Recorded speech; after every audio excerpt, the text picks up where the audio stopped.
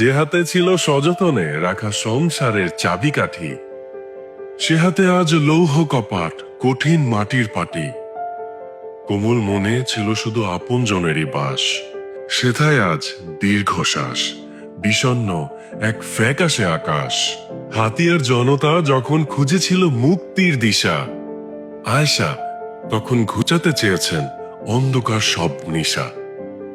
স্বামীর পাশে দাঁড়িয়েছিলেন যেন এক হিমালয়, গৃহবধূ থেকে জননেত্রী, ধৃত্য চরণে নেই কোনো ভয়।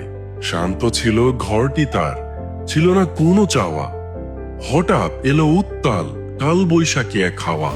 মোহাম্মদ আলী চাইলেন শান্তি আসুক মোর দেশে। নিজেকে সঁপিলেন একলা হতে, বিরহী সেই বেশে। কিন্তু আয়েশা, তিনি যে কেবল অর্ধাঙ্গিনী নন, একই সাথে আত্মার সাথী, এক সুতুরি বাঁধন।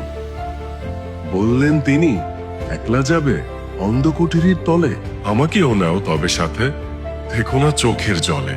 অন্ধকার সে কারাগার আজ ভালোবাসারই সাক্ষী, যেখানে অশ্রু মুছিয়ে দেয় একে অপরের দুটি আখি। স্বাধীনতা আজ বন্দি সেখানে, বন্দি হাতিয়ার প্রাণ।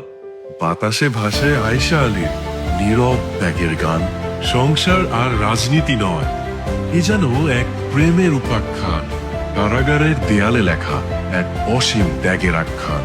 যতদিন রবে মেঘনা নদী, থাকবে জোয়ার ভাটা।